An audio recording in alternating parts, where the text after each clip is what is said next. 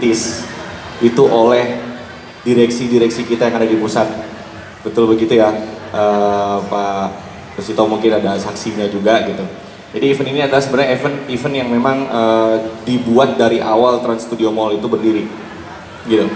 Saya dulu selama masih jadi customer, sebelum saya bergabung di timnya Trans Studio Mall Makassar, ya ini adalah salah satu event yang saya tunggu-tunggu dan event yang pasti menyita perhatian saya untuk datang dan melihat apa yang ada di event kali itu gitu. Nah, alhamdulillah untuk tahun ini akhirnya kita bisa menyelenggarakan lagi.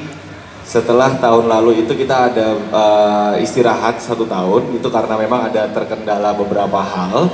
Akhirnya dengan melihat antusiasme, terus habis itu mengapresiasi semua partner-partner kami yang memang sudah hampir tiap bulan sebenarnya ada pameran juga mereka.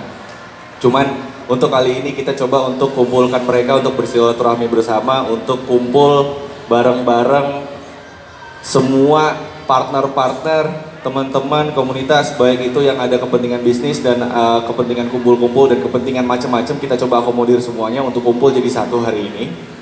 Start hari ini sampai besok tanggal 2. Itu dengan harapan yang pasti memenuhi keinginan customer. Kita tahu kalau Makassar itu needs untuk otomotifnya itu bisa dibilang mungkin yang apa namanya